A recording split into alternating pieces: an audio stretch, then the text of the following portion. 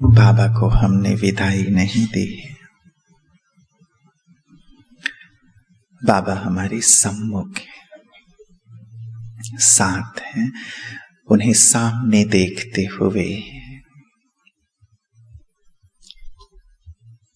उनसे शक्ति लेते हुए बाबा के ही सुंदर महावाक्यों को हम रिवाइज करेंगे और उनकी उपस्थिति में ही वैसा बनने का सुंदर संकल्प लेंगे, दृढ़ प्रतिज्ञा करेंगे।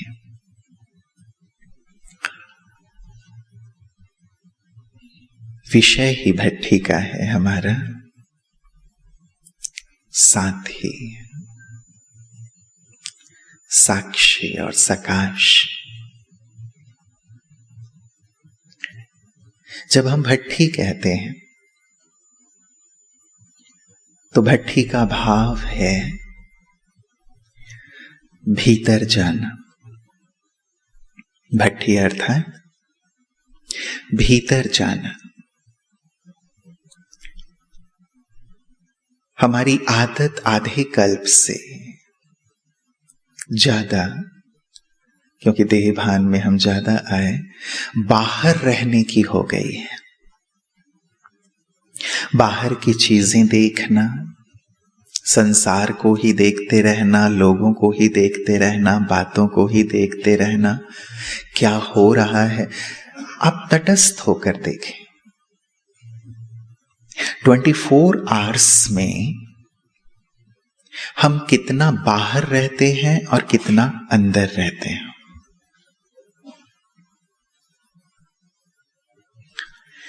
ईश्वरीय साथ का अनुभव तब तक नहीं हो सकता जब तक हम अंदर नहीं जाएंगे। हम जब कोर्स कराते हैं तो पहला लेसन देते हैं लोगों को कि ये शरीर चमड़ी नहीं हो, तुम आत्मा हो। और जैसी आत्मा है ज्योति, वैसे तुम्हारा पिता परमात्मा भी दूसरे दिन हम बताते हैं वो भी महाज्योति है। लेकिन जब तक रबड़ नहीं हटाएंगे कनेक्शन नहीं जुड़ेगा। हम पहले दूसरे दिन ही सबको ये बताते हैं, रबड़ हटाओ तो कनेक्शन जुड़ेगा। तो जब तक इस रबड़ में हम हैं, देह में हम हैं, दैहिक दुनिया के भाव में हम हैं, तब तक उस साथी के साथ का अनुभव नहीं होता। वो है, सूर्य बाहर है, लेकिन मैं यहां अंदर हूं तो मुझे उस सूर्य के प्रकाश का अनुभव, उसकी उष्मा का अनुभव नहीं होगा, क्योंकि मैं कवर्ड हूं, अंदर हूं यहां भौतिक रूप से। वो है लेकिन उसका अनुभव नहीं हो रहा है। वैसे ही बाबा हैं, हमारे साथ हैं, उपस्थित हैं, लेकिन अनुभव क्यों नहीं हो रहा है? अनुभव क्यों नहीं हो रहा है? इसकी ज्यादा फीलिंग में है। इसीलिए भीतर चले। अब भीतर रहने की हम आदत डालें, इस देह के भीतर। सत्य को जब हमने जान लिया, समझ लिया कि मैं आत्मा हूं, सतोगुणी हूं, शुद्ध हूं, पवित्र हूं, शांत हूं, शक्तिशाली हूं, तो वो शांति, वो शक्ति, वो पवित्रता अनुभव में क्यों नहीं आ रही है? ज्ञान है लेकिन स्थित नहीं हो। ज्ञान है लेकिन उसकी स्मृति में नहीं हो। साक्षी होकर, आज भट्टी है ना हमारी, हम ये देखें कितना बाहर कितना अंदर। और अंदर भी मैं कितनी देर रह पाता हूं।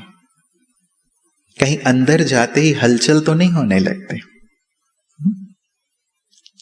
हलचल अर्थात बाहर की चीजें मुझे खींचने तो नहीं लगती।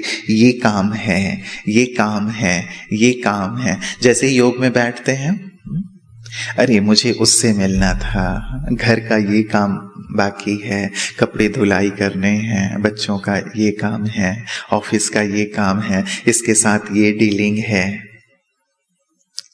ये याद आता है या स्थित होते हैं? आएंगे वो, लेकिन मैं बार बार अपने अंदर चलूं, भीतर। जिसे किसी ने बहुत सुंदर कहा, मैं भीतर गया और मैं भी तर गया।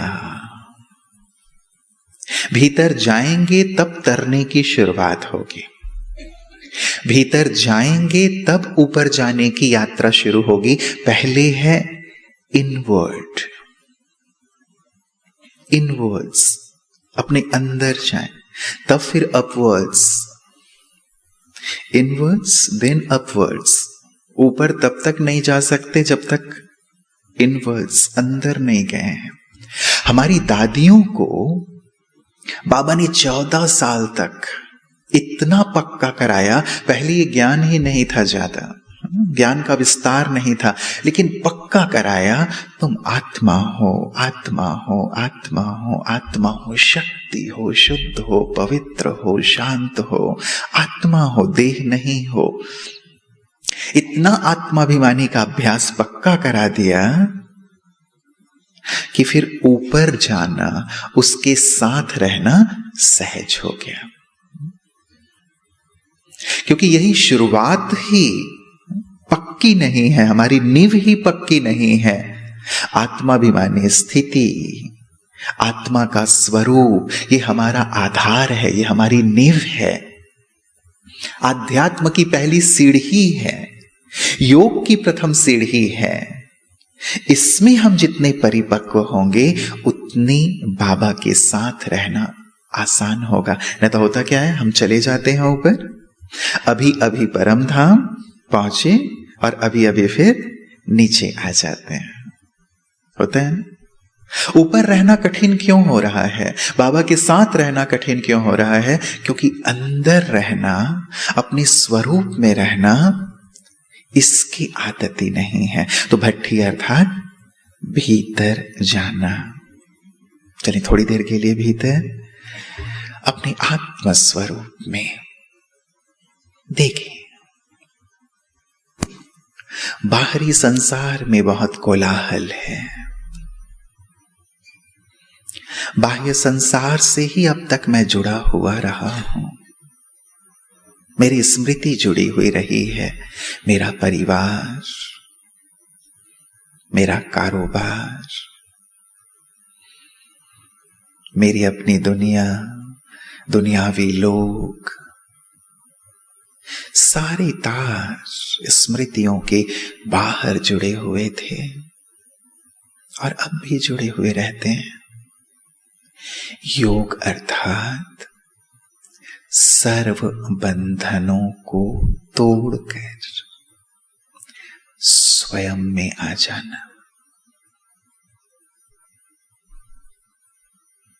बाहरी दुनिया से स्वयं को समेट लें और चलिए इस दिल के अंदर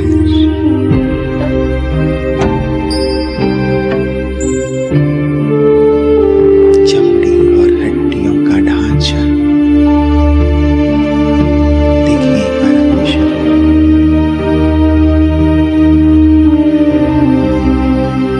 अंगूठे से लेकर पूरे सिर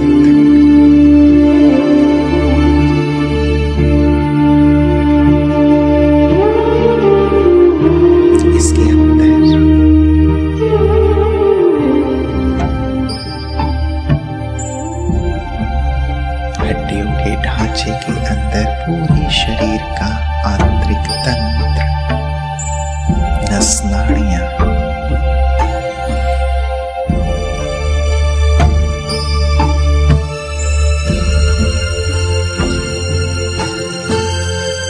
मस्तिष्क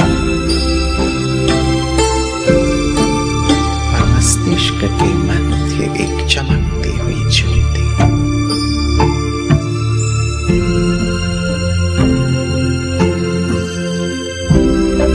देखिए अपने आप को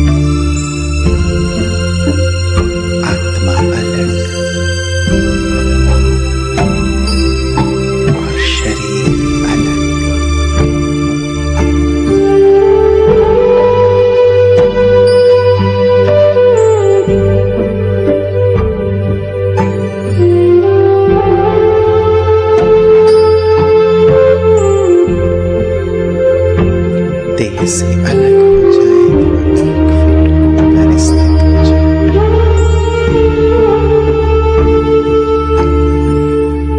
देह से साक्षी होंगे, तभी बाबा की साथ का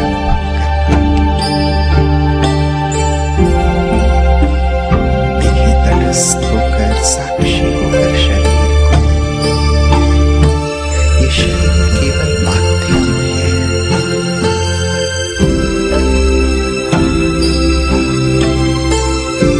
मैं आत्मा मालिक हूं।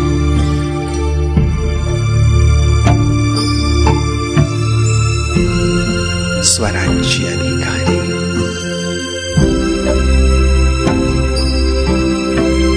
जब चाहो तब देह में आओ, जब चाहो तब देह से साक्षी हो जाओ।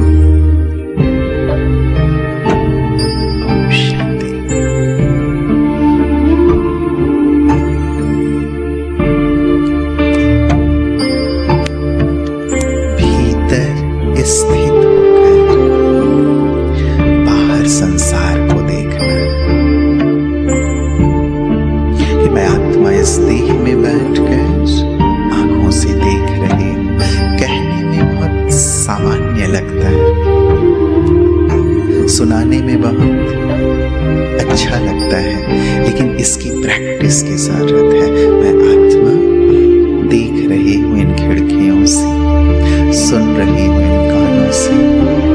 हाथ में जब चाहूँ उठाऊं, जब चाहूँ नीचे करूं। लास्ट संडे की मुरली याद होगी आपको। बाबा ने कहा जीवन मुक्त स्थिति का अनुभव करो, मुक्ति जीवन मुक्ति के दाता बनो। और मुक्ति जीवन मुक्ति के दाता वही बन पाएंगे, जीवन मुक्त स्थिति का अनुभव वही कर पाएंगे। कौन कौन कौन? जिनका अपने मन पर नियंत्रण होगा, जो मन जीत जगत जीत होंगे, वही मुक्ति जीवन मुक्ति के दाता बनेंगे, वही जीवन मुक्त स्थिति का अनुभव करेंगे। तो मन जीत अर्थात मन को जब चाहे जहां चाहे स्थित कर सकें। इसकी प्रैक्टिस हमारी बहुत होनी चाहिए। बाबा ने हमें 1 मास का होमवर्क भी दिया हुआ है उसी मुरली में। 1 मास तक इसकी सुंदर प्रैक्टिस करना, होमवर्क करना।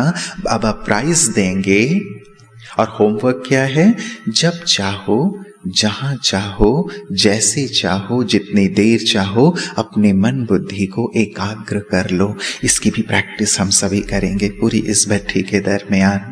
क्योंकि भट्ठी का दूसरा अर्थ है, बाबा ने एक प्रश्न किया था बहुत साल पहले अपनी अव्यक्त मुरली में कि नंबर 1 में वो आएंगे। कौन कौन आप में से नंबर 1 में आना चाहता है? जरा हाथ उठाएं। नंबर 1। अरे वाह सीमा दीदी, आपकी तो पूरी सेना नंबर 1 है।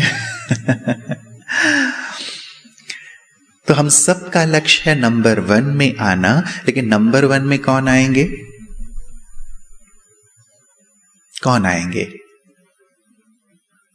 हाँ बोलें, कुछ गलत तो बोलेंगे नहीं आप। मास्टर ज्ञान सागर बैठे हुए हैं सभी। जी, स्वराज्य अधिकारी और जो मन जीत जगत जीत बनेंगे, बात सुन रहे? और लंबा काल अशरीरी होने का अभ्यास करेंगे, और ये सभी सही बातें हैं, मतलब ये सब चीजें होनी जरूरी हैं, लेकिन बाबा ने पर्टिकुलर एक चीज कही। जी भाइयों, निरंतर योगी रहेंगे। ओके, अपने पास सब नोट करते रहे ना, डायरी पेन है ना आप सभी के पास? डायरी पेन भी जरूर रखें। बाबा ने कहा नंबर 1 में वो आएंगे जो अपने मन बुद्धि को एकाग्र करेंगे। जो अपने मन बुद्धि को एकाग्र कर सकते हैं वही नंबर 1 में आएंगे, क्योंकि जिन्होंने मन को जीता वही जगत जीत बनेंगे, जैसे बहन जी ने भी कहा ना। तो भट्ठी का दूसरा अर्थ है अपने भटकते हुए मन बुद्धि को एकाग्र करना। भट्ठी अर्थात अपने भटकते हुए मन बुद्धि को एकाग्र करना। अब तक मन को हमने बहुत भटकाया है, जो दिखा उसी के बारे में सोचना शुरू कर दिया। बुद्धि भी न जाने क्या क्या देख रही है, हाँ ख्वाबों में खोए हुए हैं, ख्याली पुलाव पका रहे हैं। तो मन बुद्धि को एक आदत हमने डाल दी है भटकने की, संसार में, मृग मरीचिका में, माया में, इनमें भटकने की एक आदत हो गई है। इसीलिए अब एकाग्र करने में कठिनाई महसूस होती है।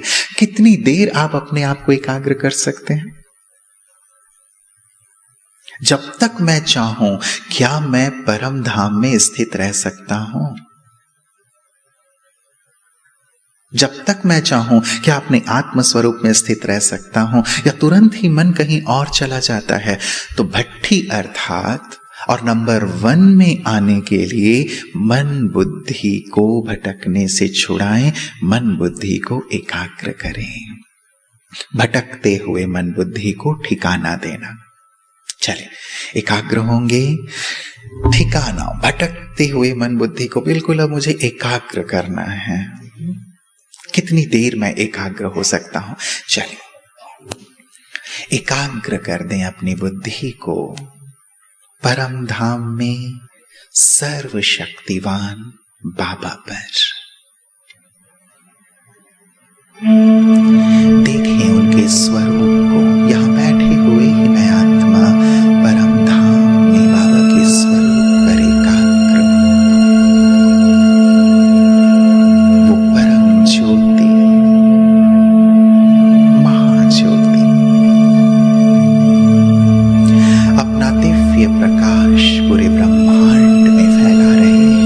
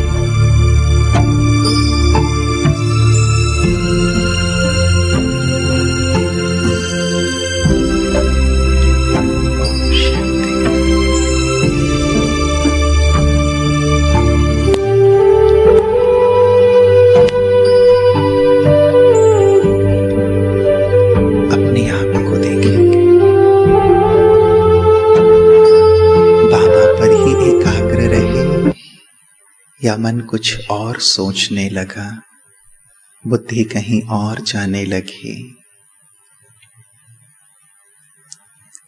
मन से हमें मनन करना है, सुंदर चिंतन करना है और बुद्धि से देखना है। बुद्धि नेत्र है, केवल देखना ही नहीं लेकिन मन से मनन भी करना है। जो आप देख रहे हैं तो एकाग्रता लंबे समय तक होगी और धीरे धीरे इसे बढ़ाते चलें। बाबा दिखाई दिए? किस किस को दिखाई दिए? सभी को दिखे ना? स्पष्ट दिखाई दिए या देखने में थोड़ी दिक्कत हुई? अपने आप को, मैं हाथ नहीं उठवाऊंगा, अपने आप को देखेंगे। नेत्र जितना साफ होता है, जितना शक्तिशाली होता है, दूर की चीजें उतनी ही दिखाई देती हैं। नेत्र यदि कमजोर है, आंखों में यदि कचरा है, तो फिर चीजें दिखाई नहीं देंगी, धुंधली दिखाई देंगे। मैं जब बाबा को देखना चाहता हूं तो क्या बुद्धि रूपी नेत्र से स्पष्ट रूप से परम धाम को देखता हूं? बाबा मुझे स्पष्ट दिखाई देते हैं? बाबा क्या मुझे खींचते? वो खींच महसूस होती है या मुझे यहां से जोर लगाना पड़ता है कि चल चल, ऊपर चल, ऊपर चल? क्या स्थिति है मेरी? बाबा कहते हैं यदि सुई पे जंग चढ़ी हुई है तो चुंबक नहीं खींचेगा, इसलिए जंग को उतारना है। जंग के साथ वो खिंचाव, यदि मुझे खिंचाव अनुभव नहीं हो रहा है ऊपर से, आत्मा सहज रूप से ऊपर नहीं उड़ पा रही है या बाबा को स्पष्ट नहीं देख पा रही है, अपनी बुद्धि रूपी नेत्र को मुझे साफ करना है। इसमें गंदगी मत डालें। यदि मैं मोबाइल पे, टेलीविजन पे लोगों को, उनकी बुराइयों को, उनके चिंतन को अपने अंदर डालता रहता हूं तो बुद्धि में डस्ट भर जाता है ना, गंदगी भर जाती। मुझे अपनी बुद्धि को डस्टबिन नहीं बनाना है। यदि मोबाइल में रील्स देखते रहते हैं, दुनियावी नाच गाने देखते रहते हैं, दुनियावी बातें देखते रहते हैं, एक है जरूरी इंफॉर्मेशंस लेना, अपने क्षेत्र से जुड़ी हुई बातें आपको जरूरी हैं, वो हम लेते हैं मोबाइल से, ओके। लेकिन अनावश्यक रूप से चीजें यदि देखते हैं, सबसे ज्यादा हमारी बुद्धि को प्रभावित करती है हम क्या देखते हैं, क्या सुनते हैं। हम सारे दिन क्या देख रहे हैं और क्या सुन रहे हैं, इससे हमारी बुद्धि प्रभावित होती है, इससे हमारी बुद्धि में वो चीजें जा रही हैं। और उसके बाद यदि हम इस कचरे के साथ परमात्मा को देखना चाहेंगे तो पॉसिबल नहीं होगा। बाबा का एक महावाक्य है, तुम्हारे संपूर्ण बनने में सबसे ज्यादा सहायक है तुम्हारा देखना, तुम्हारा सुनना। तुम कितनी संपूर्णता के नजदीक जा रहे हो या संपूर्णता से दूर जा रहे हो, इसका आधार है सारे तुम क्या देखते हो, क्या सुनते हो। हम देखें सारे दिन हम क्या देखते हैं, भट्टी में आए हैं ना, चेक करना है सारे दिन मैं क्या देखता हूं। एक तो सुबह एक बात कही, अब इन नेत्रों से ना देख करके ज्ञान का तीसरा नेत्र खोल लें। इससे साक्षी होना हमें सहज हो जाएगा, इससे बाबा को साथी बनाना सहज हो जाएगा। ज्ञान के नेत्र से देखें और सुने भी, जो चीजें सुनाई दी अपने ज्ञान के नेत्र से, अपने विवेक से समझते हुए उसे अंदर लें या फिर बाहर करें। सुन क्या रहे हैं, क्या बाबा के महावाक्य मुझे सुनाई देते रहते हैं? चेक कर, बाबा के महावाक्य कानों में गूंज रहे हैं या लोगों की बातें, पुरानी बातें कानों में गूंज रही हैं। भगवान के महावाक्य गूंजे कि बच्चे तुम्हें विश्व का कल्याण करना है, बच्चे तुम्हें संपन्न संपूर्ण बनना है, बच्चे तुम्हें मेरा राइट हैंड बन करके संसार की आत्माओं का उद्धार करना है। ये महावाक्य बाबा के गूंजते रहते हैं। या और कुछ गूंजता रहता है, ये देखें। इससे बुद्धि एकाग्र हो पाएगी। इसलिए देखें, यदि बाबा नहीं दिख रहे हैं, बाबा पे बुद्धि एकाग्र नहीं हो रही है, मुझे अपनी बुद्धि से कचरों को निकालना है और साथ ही अपनी बुद्धि को बहुत ज्यादा सुंदर भोजन के माध्यम से शक्तिशाली बनाना है। ठीक है, चलें। 10:30 हुए। फिर से अपने आप को एकाग्र करेंगे। एकाग्र अपने संपूर्ण स्वरूप पर देखें।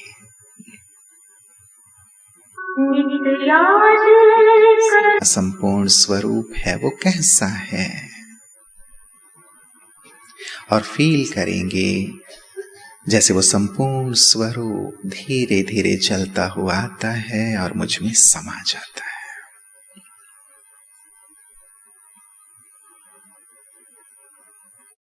नित्य याद करो मन से शिव को,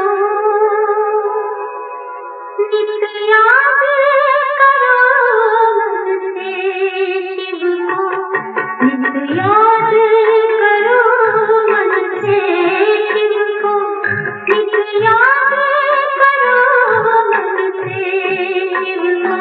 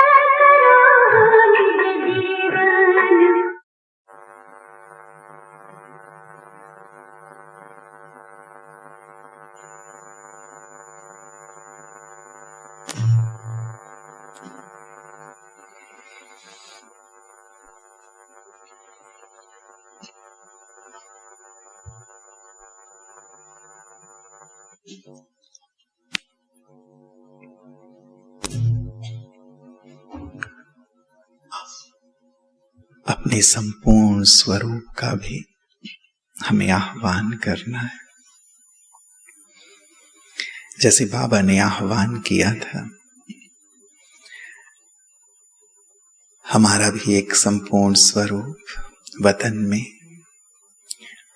हमारा इंतजार कर रहा है ना, वो भी स्पष्ट हमें दिखाई दे। तो भट्ठी अर्थात अपने भटकते मन बुद्धि को एकाग्र करना, और एकाग्र न होने देने में जो और कारण है, जो तीसरी बात जो हमें भट्ठी में करनी है, भट्ठी अर्थात भूतों को भगाना। अंदर अब तक यदि कोई भूत बैठे हुए हैं ना, कमी कमजोरी के रूप में, वो हमारी बुद्धि को, मन को भटकाते हैं। इसीलिए भूतों को भगाना, भट्ठी का भाव ये है।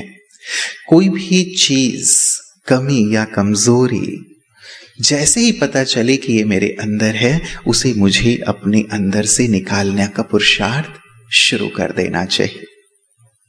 क्योंकि एक पतले धागे को तोड़ना आसान होता है, लेकिन यदि पतले पतले धागे इकट्ठे होते होते मोटा रस्सा बन जाता है, तो उसे फिर तोड़ना, निकालना मुश्किल हो जाता है। इसलिए जैसे ही पता चले ना ये मेरी कमी है, बाबा की मुरली से सब कुछ स्पष्ट हो जाता है। जैसे आज बाबा ने कहा बच्चे चोरी नहीं करने हैं, ये तो खैर मोटी सी बात हो गई, लेकिन चोरी का एक मोटा रूप ही नहीं है कि हमने चीजों को उठा लिया, लेकिन दूसरों की कमियों को देखकर उसे भी हम चुरा लेते हैं ना, वो भी तो चोरी है।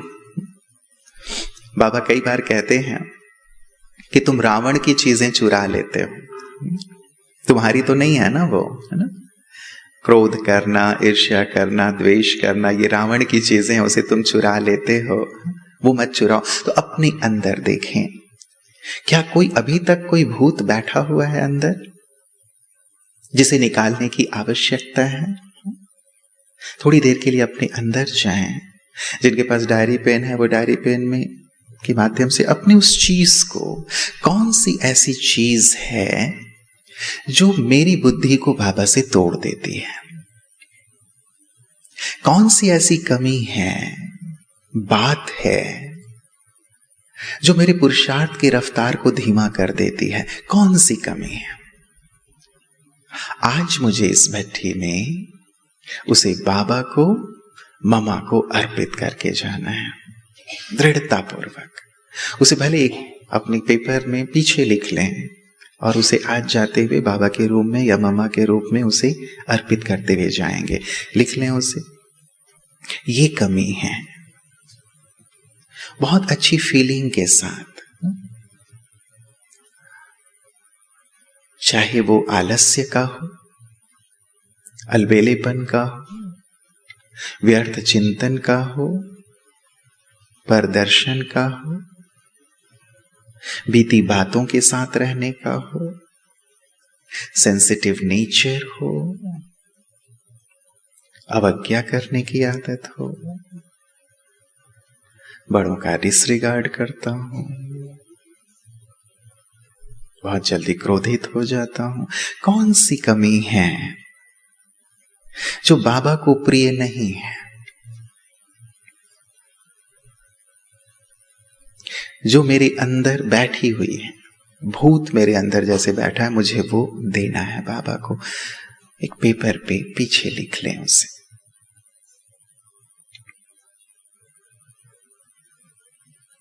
मुझे पता होना चाहिए कि मेरे पास कौन सी कमियां हैं जिन्हें मुझे बाबा को अर्पित करना है।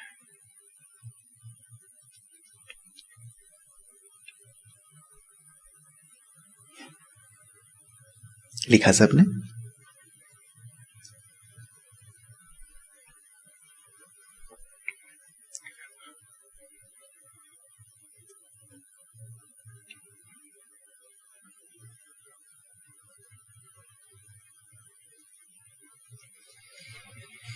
ओके, इसे लिख के रखें अपने पास और इसे आज स्वाहा करके जाएंगे। ये संकल्प रखना, दृढ़ संकल्प के साथ अपने इस कमी को मुझे स्वाहा करना है, बाबा को, ममा को दे के जाना है। भट्ठी का भाव, चौथा भाव है भट्ठी अर्थात भगवान के साथ बैठना। साथी, अपने साथी के साथ बैठना। भट्ठी अर्थात बैठो भगवान के साथ। औरों के साथ तो हम बैठते हैं, भगवान के साथ कितना बैठते हैं। भगवान हमें बहुत कुछ देना चाहते हैं, हमारा श्रृंगार करना चाहते हैं, हमें तराशना चाहते हैं, सारी कल्प के लिए हमें ज्ञानवान, गुणवान, चरित्रवान बनाना चाहते हैं, इतना भरपूर कर देना चाहते हैं कि सारी कल्प कोई अभाव ना रहे, कोई कमी ना रहे हमारे जीवन में। लेकिन हम जब उसके सामने बैठेंगे, साथ बैठेंगे, तब तो वो हमें तराश पाएंगे। जब साथ रहेंगे तभी तो वो अपनी सुंदर शिक्षाओं से, अपनी सुंदर ज्ञान रत्नों से, गुणों से, शक्तियों से हमारा श्रृंगार कर पाएंगे। एक पत्थर भी मूर्तिकार के सामने जब बैठता है तभी मूर्तिकार उसे तराश के मूर्ति का रूप दे पाता है। यदि वो पत्थर साथ ना रहे मूर्तिकार के, तो क्या मूर्तिकार उस पत्थर को वैसा स्वरूप दे पाएगा जैसा स्वरूप देना चाहता है? वो पत्थर कहे कि नहीं, मैं थोड़ा सा घूम के आता हूं, थोड़ा मार्केटिंग करके आता हूं, थोड़ा सा यहाँ थिएटर में जाके आता हूँ, बिग बाजार में, मॉल में जाके आता हूँ, मेरे साथी आए हुए हैं उनसे थोड़ा गपशप लगा के आता हूँ, इतने समय के बाद मिले हैं।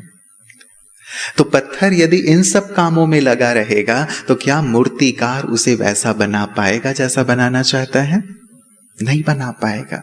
अब ये पूछें, हम उस मूर्तिकार के साथ कितना बैठते हैं? भगवान के साथ कितना रहते हैं? भगवान के साथ कितना बैठते हैं? एक यूनिवर्सल लॉ है, इसे अंडरलाइन करके रख लें अपने पास।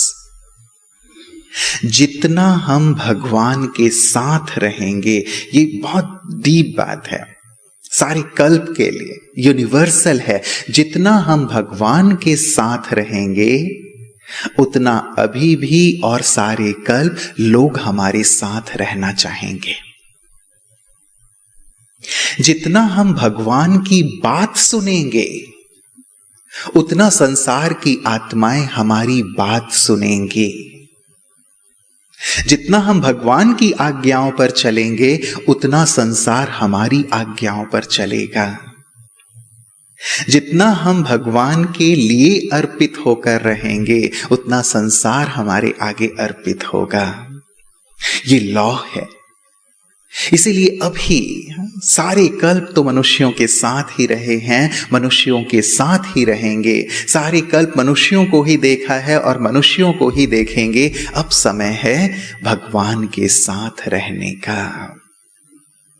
कभी हम उसके पास ऊपर चले जाएं, कभी उसे अपने पास नीचे बुला लें, लेकिन मैं तुम्हारे साथ रहूंगा। वायदा क्या है हमारा? वायदा क्या है?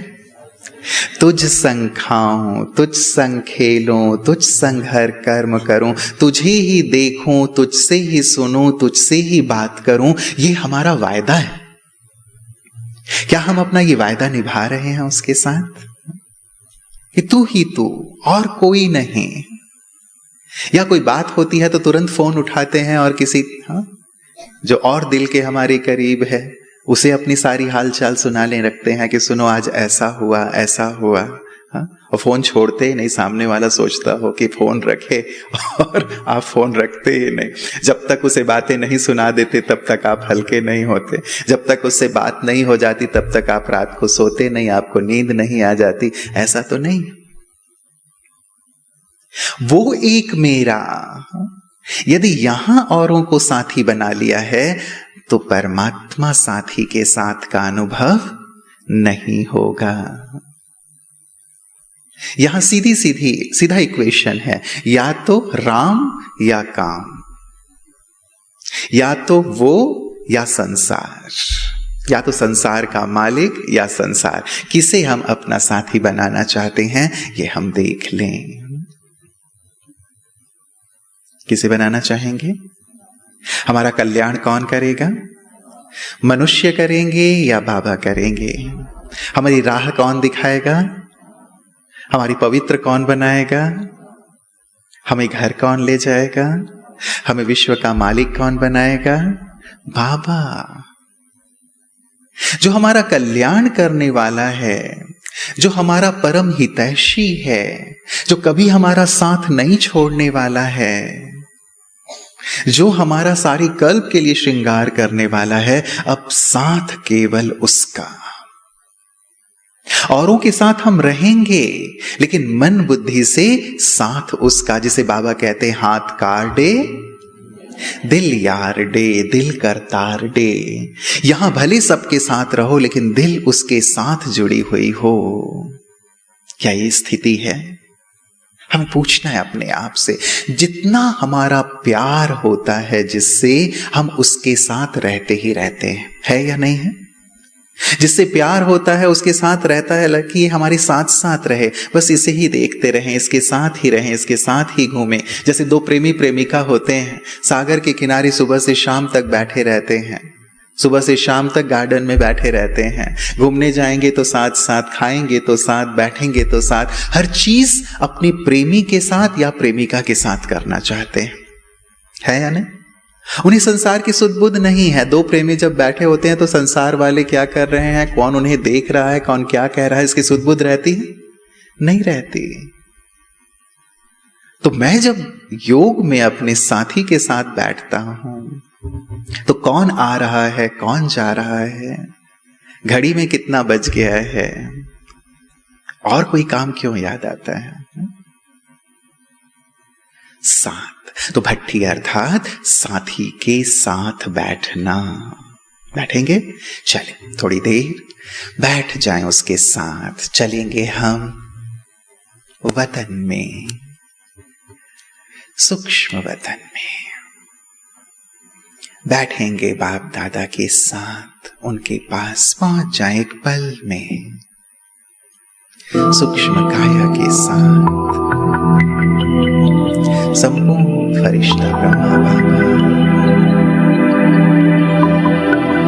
और उनकी त्रिकुटी पर चमकते हुए महाज्योति।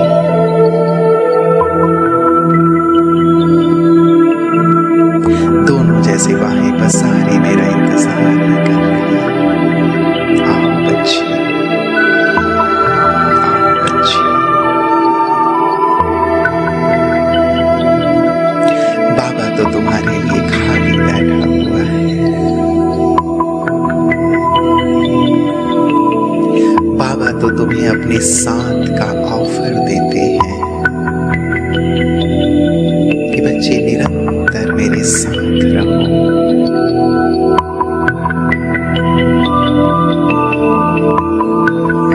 मैं आया ही हूं तुम्हारे लिए। मैं हूं ही तुम्हारे लिए। मेरी सर्व शक्तियां, सर्व वरदान तुम्हारे लिए हैं।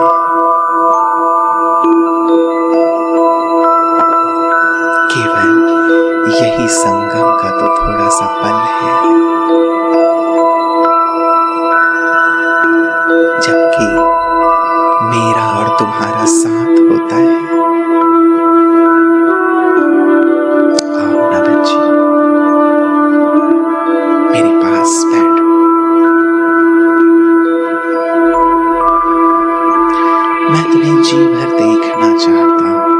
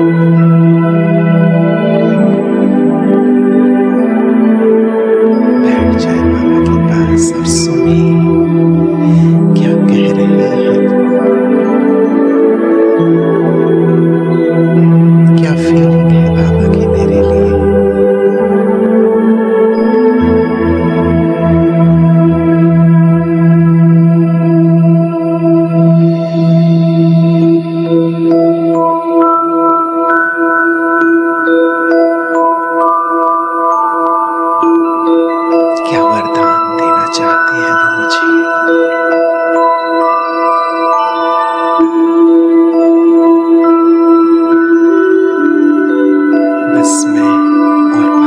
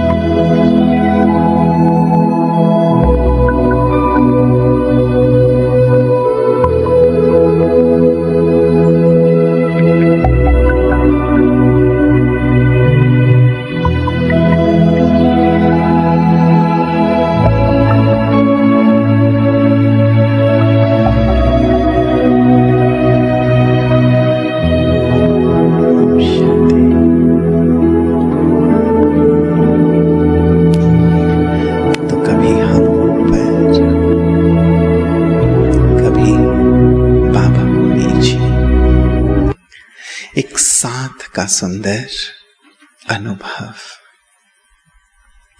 बार बार हम उनकी तरफ देखें। बाबा का एक सुंदर संदेश था कि अभी बच्चे केवल अपनी शक्ति से संपन्न संपूर्ण नहीं बन सकते, बच्चों को बाबा की सकाश की आवश्यकता है। इसीलिए क्या करो, बार बार बाबा की तरफ देखो, बार बार देखो। ये तो हम कंबाइंड ही रहे, लेकिन कंबाइंड रहने की उतनी आदत नहीं है, तो ये करें, बार बार उसकी तरफ देखें, बार बार उसके पास जाएं, तो बार बार जाते जाते साथ का अनुभव करते करते कंबाइंड स्थिति, निरंतर स्थिति भी हो जाएगी। तो बाबा का ये महावाक्य, बच्चे केवल अपनी शक्ति से संपन्न संपूर्ण नहीं बन सकते, बाबा की मदद की, बाबा की सकाश की आवश्यकता है। इसीलिए बार बार देखो। बार बार देखना क्यों आवश्यक है? ना जाने बाबा हमें क्या देना चाहते हैं, क्या भरना चाहते हैं, वो चीज मिस ना हो जाए। महाभारत में एक प्रसंग आता है कि सारे ही कौरव समाप्त हो गए, केवल दुर्योधन बचा। तो गांधारी जी को और उनके पिता धृतराष्ट्र को चिंता हुई कि कहीं हमारा एक बेटा जो बच गया है वो भी कहीं ना मारा जाए, क्या करें।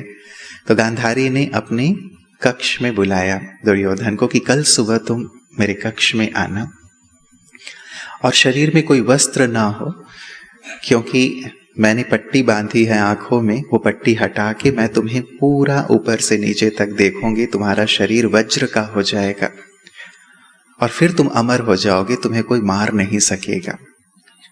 क्योंकि आंखों में पट्टी है तो आंखों में इतनी शक्ति आ गई है, ज्योति में इतनी शक्ति आ गई है, जिसे भी ये पट्टी हटा के मैं पहली बार देखूंगी वो वज्र का बन जाएगा।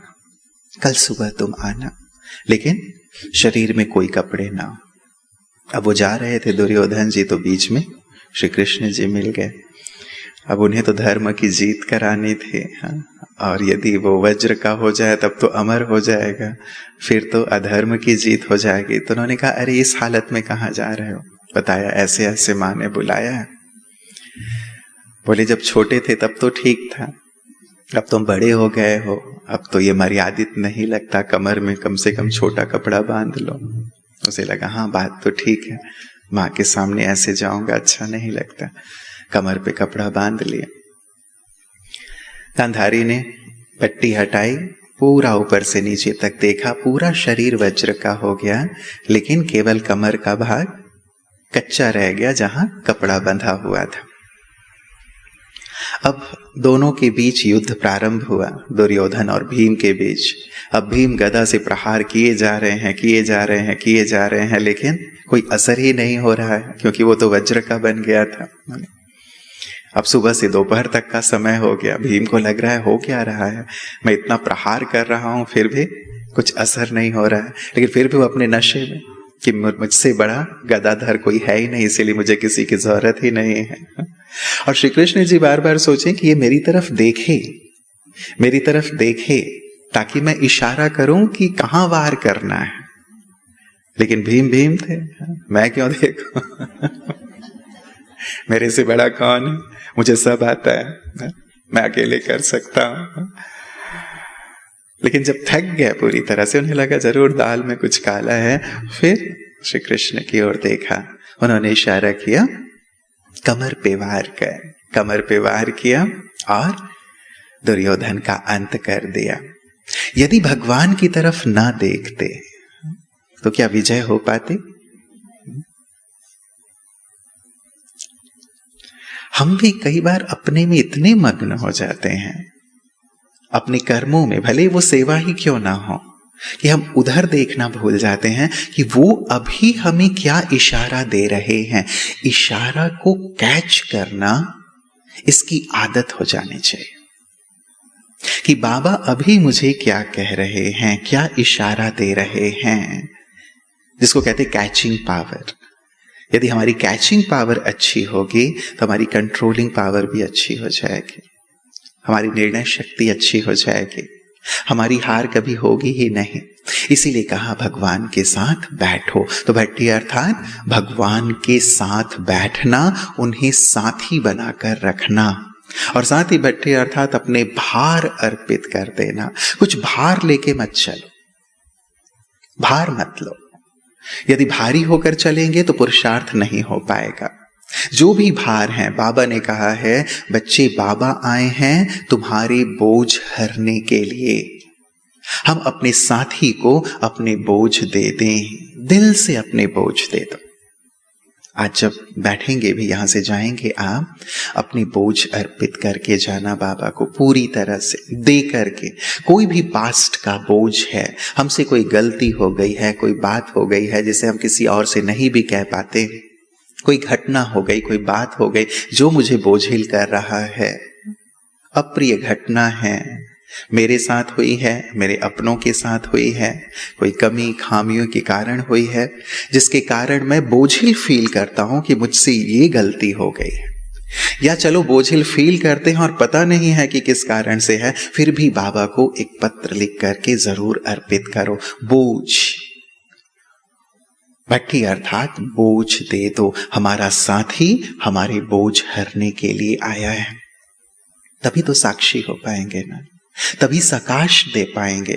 जो खुद बोझिल है, जो खुद दुख में है, जो खुद तकलीफ में है, वो क्या दूसरों की मदद कर सकता है? दूसरों को सकाश दे सकता है? नहीं। जिसके हाथ खुद बंधे हुए हैं वो दूसरों के हाथ नहीं खोल सकता।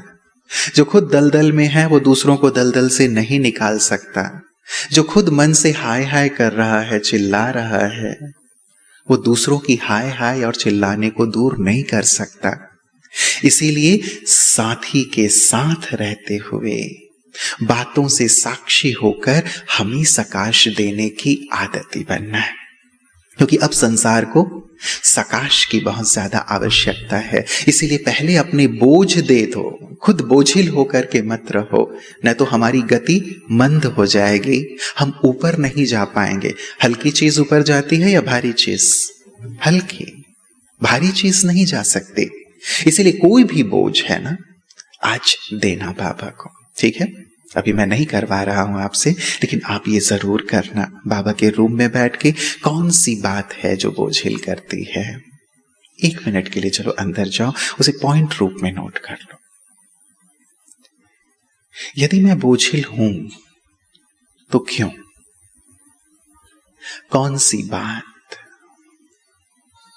क्या कोई व्यक्ति, कोई परिस्थिति, कोई पास्ट?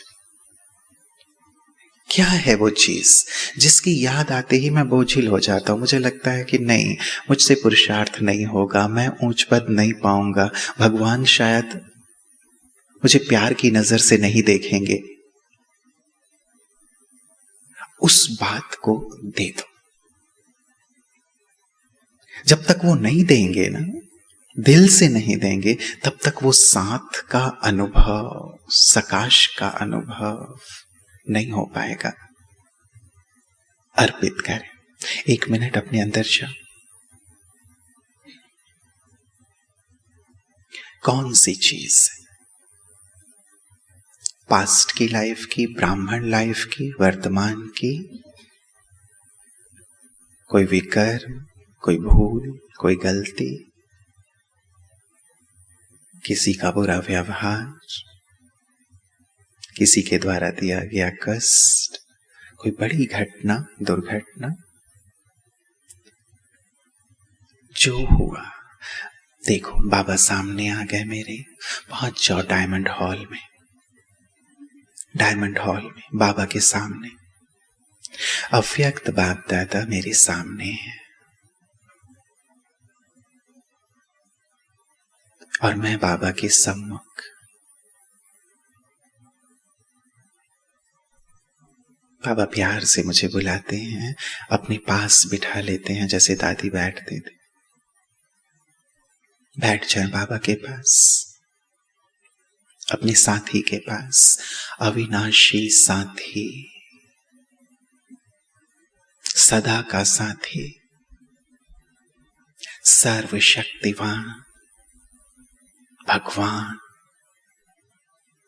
तीनों लोकों का नाथ, जिसके लिए कुछ भी असंभव नहीं है, जिसकी एक नजर से सारी दुनिया बदल जाए, जिसकी एक नजर से प्रकृति संपूर्ण पावन हो जाए, जिसका एक संकल्प पूरी सृष्टि रच देता है, वो भगवान मेरा साथी है। मैं उसके साथ बैठा। बाबा प्यार से मुझे दृष्टि दे रहे, मेरा हाथ अपने हाथ में ले लिया है और कह रहे हैं, कोई बोझ है, कोई दुख है, कोई चिंता है तुम्हारे पास?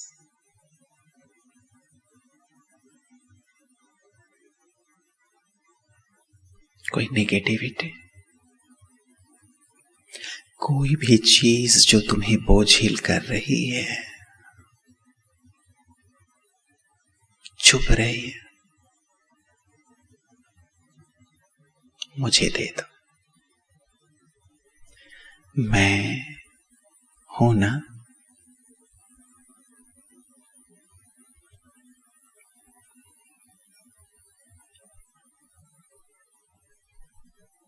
दिल से रियलाइज करें, बाबा कह रहे हैं मैं हूं ना। जब तक मैं हूं, तुम्हारा साथ ही तुम्हारे साथ है। तुम्हें भारी होने की जरूरत नहीं है,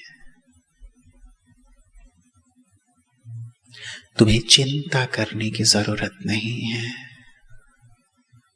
यदि तुम चिंता करते हो तो जैसे तुम्हें मुझ पर भरोसा नहीं है,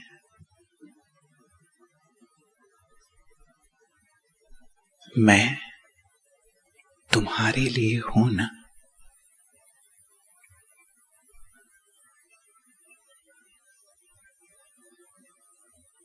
हल्के हो जाओ। Double light.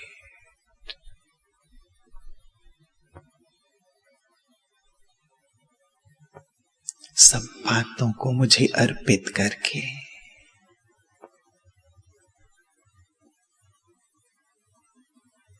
मेरी गोद में, मेरी याद में समा जाओ।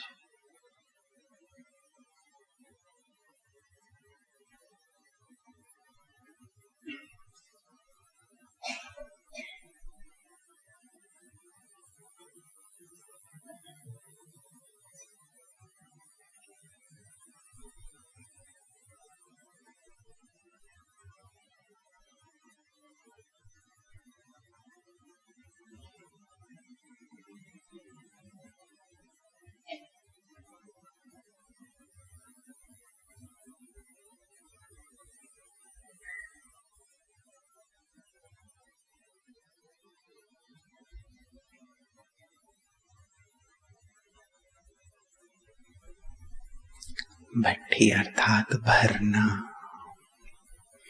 अपना दाहिना हाथ अपने सिर पर रख लें। फील करें बाबा ने अपना हाथ मेरे सिर के ऊपर रख दिया और सिर का सारा बोझ, सारी परेशानी, सारी चिंताएं खींचने लगे।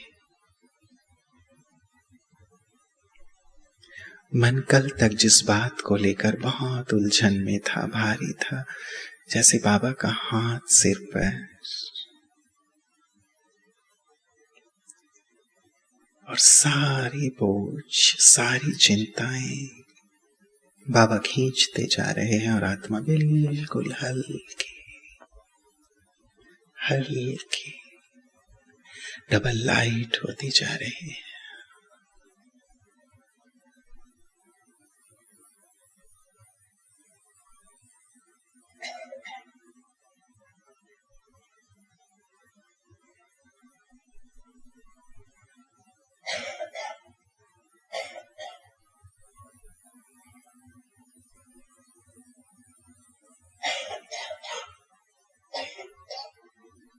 मैं डबल लाइट बिल्कुल हल्का हो गया हूं, बाबा की गोद में, बाबा की याद में।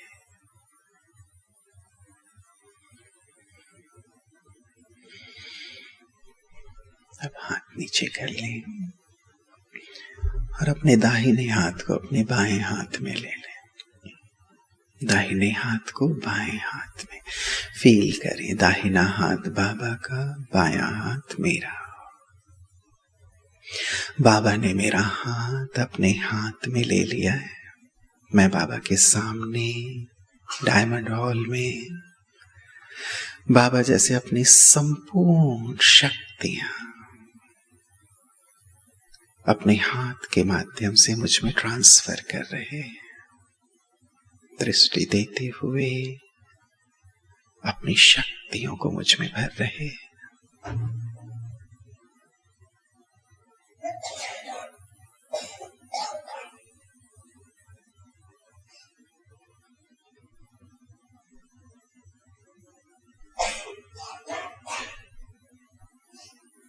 मेरा हाथ भगवान के हाथ में है और कहते हैं तुम अपना हाथ भगवान के हाथ में दे दो, तुम्हें किसी का पैर नहीं पकड़ना पड़ेगा, तुम्हें कभी झुकना नहीं पड़ेगा। जिसका साथी है भगवान, उसे कोई आंधी तूफान नहीं रोक सकता। जब भगवान साथी है तो डरने की कोई बात नहीं। जब भगवान साथ है तो सब कुछ सहज है, संभव है।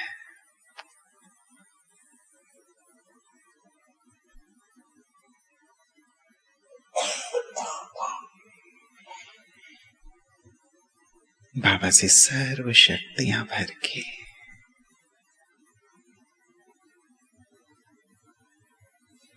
संपन्न होकर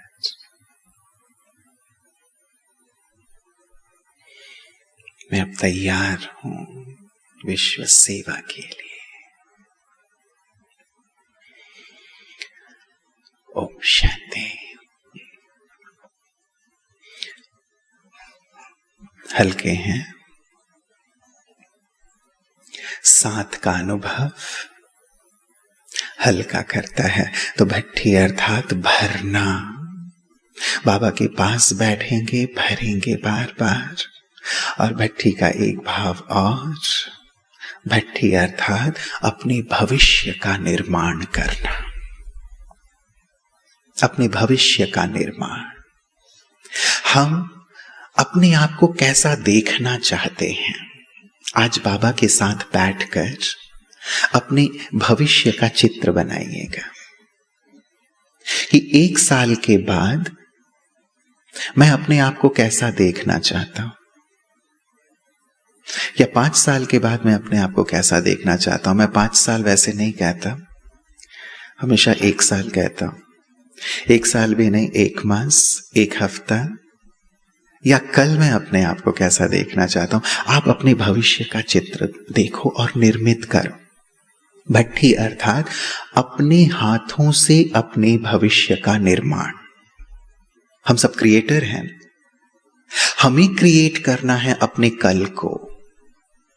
कल जो आने वाला है उसे हम ऐसे ही देखेंगे कि जो होगा सो देखा जाएगा, या फिर हम उसका निर्माण कर सकते हैं। क्या सोचते हैं? कर सकते हैं।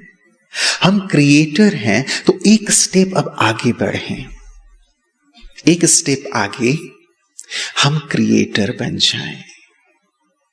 हम क्रिएटर के बच्चे, मास्टर क्रिएटर हैं। अपने कल को, 1 हफ्ते को, 1 मास को, 1 साल को मैं ऐसा ऐसा देखना चाहता हूं।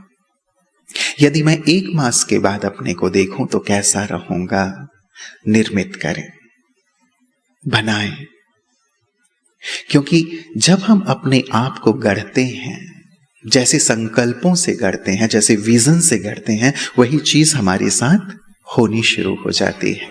इसीलिए कहते हैं भगवान ने भी संकल्प से सृष्टि रची। हम भी अपने संकल्प से अपनी सृष्टि रचें कि मैं अपने कल को कैसा देखना चाहता हूं। आने वाला समय हमसे सकाश की मांग करेगा, अभी भी कर रहा है, लेकिन आगे चल के इसकी मांग बढ़ती जाएगी। हम एक ही जगह पर बैठ करके यदि सकाश के अभ्यासी हैं तो सारे विश्व की सेवा करेंगे। जैसे सूर्य एक स्थान पर है, यद्यपि वो घूम रहा है, लेकिन कहने में आता है एक स्थान पर है, लेकिन वहां से ही वो पूरे यूनिवर्स की सेवा कर रहा है, पूरे सौर मंडल की सेवा कर रहा है। मैं अपने आप को ऐसा सूर्य बना लूं जो एक स्थान पर बैठे हुए ही सारे विश्व को सकाश दे सके, सारे विश्व की सेवा कर सके। इसके लिए अपने मन को नियंत्रित करना, अपने मन को शक्तिशाली बनाना, अपने मन को, अपनी आत्मा को भरपूर करना जरूरी है। इसीलिए कहा भट्ठी अर्थात भरना। जितना हम भरेंगे उतना ही ज्यादा दूसरों को दे पाएंगे। तो एक अपना चित्र जरूर बनाएंगे सभी कि मैं अपने आप को कैसा देखना चाहता हूं। जाना हम सबको है, लेकिन मैं खाली हाथ नहीं जाऊंगा। जब मैं जाऊंगा संसार को देता हुआ जाऊंगा। जब तक रहूंगा इस संसार में तब तक भी संसार को देता रहूंगा। लेकिन सत्य यही है कि देता वही है जो भरपूर होता है। इसीलिए बाबा के साथ रहते हुए मुझे अपने आप को भरपूर करते चलना है। तो इन बातों को भट्टी का हमें बिल्कुल ध्यान रखना है, ताकि हम अपने इस थीम के साथ गहराई में उतर सके। अगले सत्र में भी इसकी और गहराई में हम चलेंगे। क्या क्या करना? भीतर जाना। भट्टी अर्थात भीतर जाना, आत्मचिंतन, आत्ममंथन, आत्मदर्शन। जितना बाह्य संसार विस्तृत है उससे कहीं गहरा संसार मेरे अंदर है।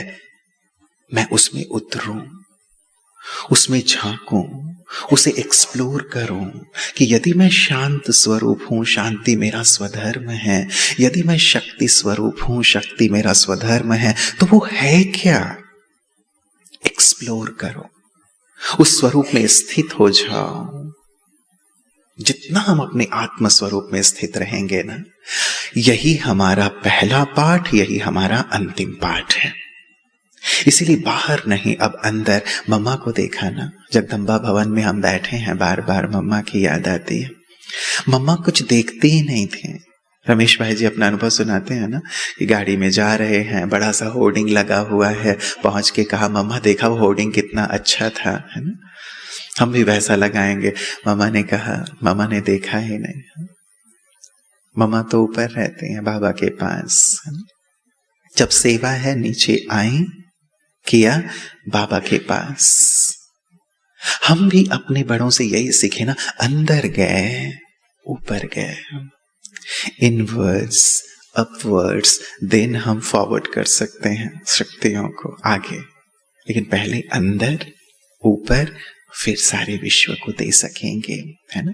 इसीलिए 3S की हम ड्रिल कर लेंगे इन सातों बातों को याद करने के बाद। अंत में भट्टी अर्थात भीतर चलेंगे, भीतर जाना। भट्टी अर्थात अपने भटकते हुए मन बुद्धि को एकाग्र करना, उसे भटकाना नहीं। बार बार अपने मन बुद्धि के साथ बैठेंगे, बात करेंगे। हे मन, कहाँ जाते हो? क्यों जाते हो? सुंदरता के पीछे जाते हो? क्या रखा है शरीर में? शरीर तो शव है, तुम्हें शिव को देखना है, शव को नहीं देखना है। यदि मैंने अपने मन को ये समझाने में सफलता अर्जित कर ली तो कभी भी देह की सुंदरता के पीछे नहीं भागेगा।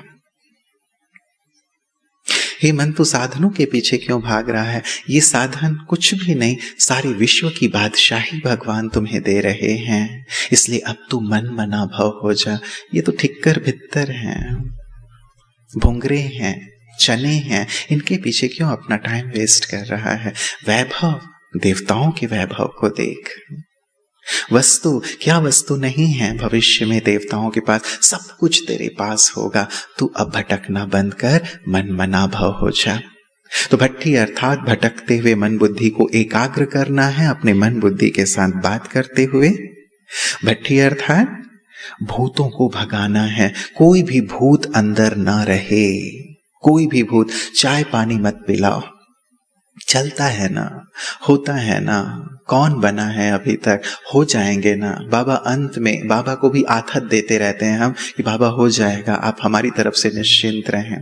बस इतना छोटा सा तो है, कभी भी हम निकाल देंगे। होता है ना, कोई चाय पीने का आदती होता है ना, उससे पूछो चाय छोड़ दो, अच्छी चीज। अरे चाय क्या जी, कभी भी छोड़ दूंगा, और वो कभी भी नहीं छोड़ पाता। होता है ना ऐसा, छोटी सी चीज है, चाहे क्या चीज है, कभी भी छोड़ दूंगा। लेकिन आदत इतनी पक्की हो जाती है कि वो छोटी सी चाय उसे छूटती नहीं है, इतना कमजोर और अधीन हो जाता है। इसीलिए जैसे ही पता चले ये मेरी कमी है, तुरंत भूतों को चाय पानी मत पिलाओ, भूतों को बिठाओ मत। भूतों से दोस्ती अच्छी नहीं है, विकारों से दोस्ती, कमियों से दोस्ती अच्छी नहीं है। साथ तो भगवान का करना है ना। इसीलिए भट्टी अर्थात भूतों को भगाना और भट्ठी अर्थात भगवान के साथ बैठना, भगवान के साथ बैठना। जो वायदा किया है अब उसे निभाओ, जो वादा किया वो निभाना पड़ेगा। और वादा ये है, तुझ संग बैठूं, तुझ संग खेलूं, तुझ संग खाऊं, तुझे ही देखूं, तुझे ही सुनूं। करो ना, कब करेंगे? औरों की जरूरत ना पड़े मुझे बात करने के लिए, औरों की बातें मेरी कानों में ना गूंजे, रही सबके साथ लेकिन दिल में वो बैठा हुआ हो, दिल दिलाराम का। तो भट्ठी अर्थात भगवान के साथ बैठना, भट्ठी अर्थात अपने सारे भार उसे अर्पित करना, भट्ठी अर्थात भरना, जो वो दे रहा है उससे भरना, और भट्ठी अर्थात अपने भविष्य का सुंदर निर्माण करना। तो 3S की ड्रिल हम सब करते हैं। 3S कौन से? फर्स्ट S साथी, second S Sakshi and third S सकाश। ठीक है, चलें 10 मिनट इसकी सुंदर प्रैक्टिस।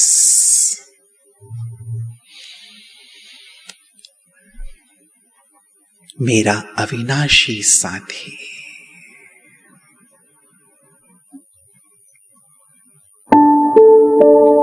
मेरा बाबा,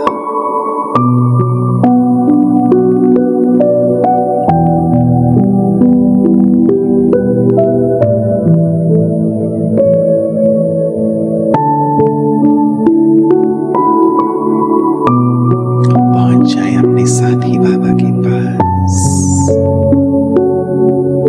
जो हमेशा ही मेरे साथ का इंतजार करते हैं।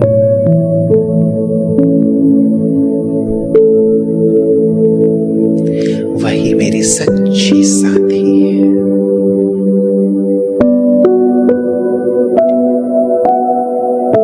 प्राणेश्वर बाप दादा,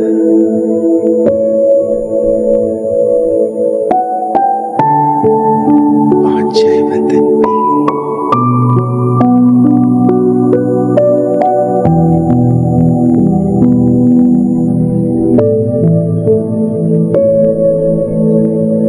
बाबा एक सुंदर लाइट की पहाड़ी पर है।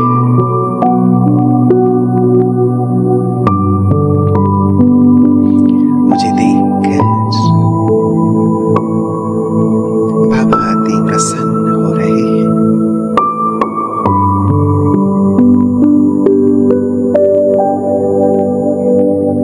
मैं बाबा के समीप जाकर बाबा की बाहों में समा गया।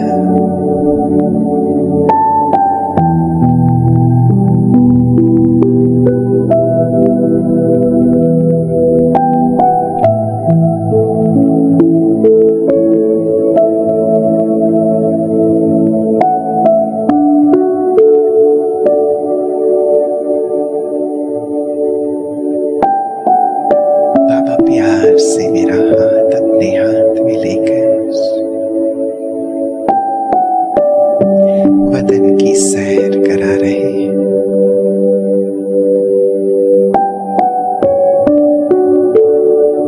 लाइट की ये दुनिया,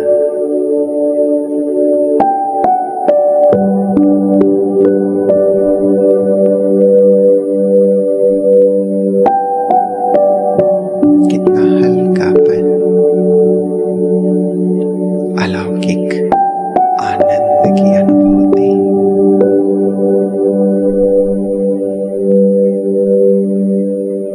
और सबसे ज्यादा आनंद बाबा के साथ का।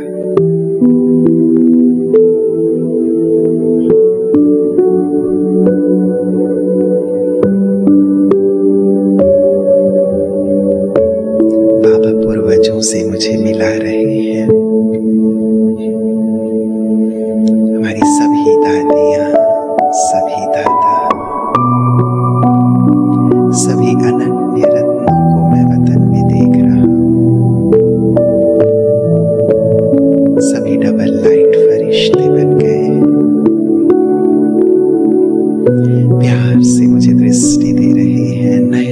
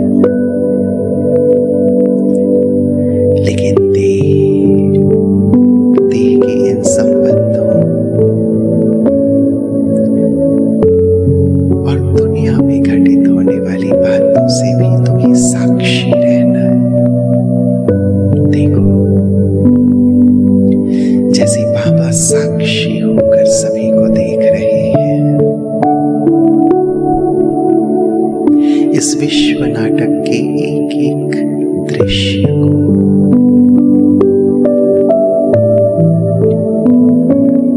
एक एक एक्टर के पार्ट को एक खेल की तरह बाबा देखते हैं। जो हो रहा है वही सत्य है, उसी में कल्याण समाहित है।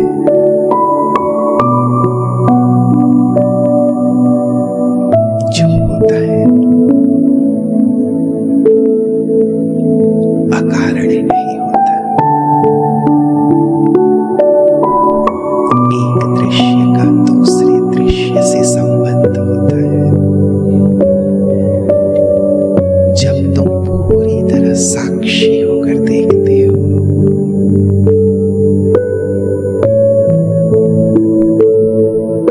बाबा के साथ रहते हुए उसे साथी बनाकर देखते हो, तो तुम्हें हर अकल्याण के पीछे कल्याण के दर्शन होते हैं।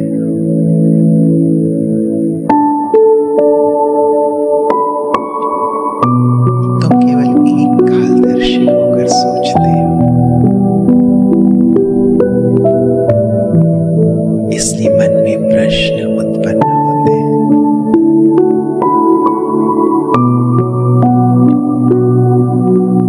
तुम तो त्रिकालदर्शी बाप के बच्चे, मास्टर त्रिकालदर्शी।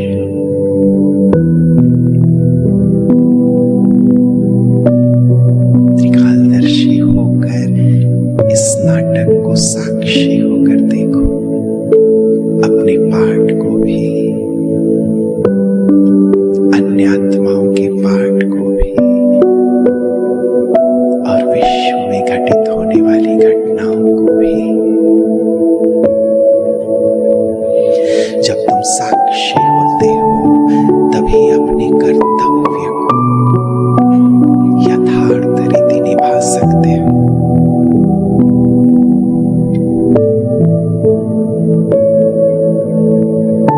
तुम विश्व कल्याणकारी हो, दुख हरता सुख करता,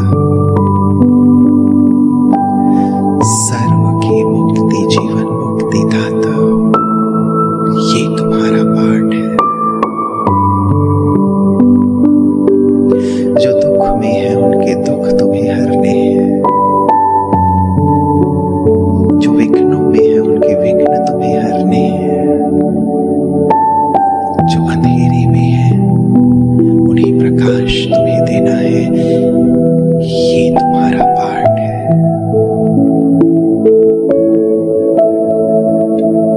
चलो विश्व कल्याणकारी स्थिति में, त्रिकालदर्शी स्थिति में मास्टर भगवान बनकर सारे विश्व को सकाश दो।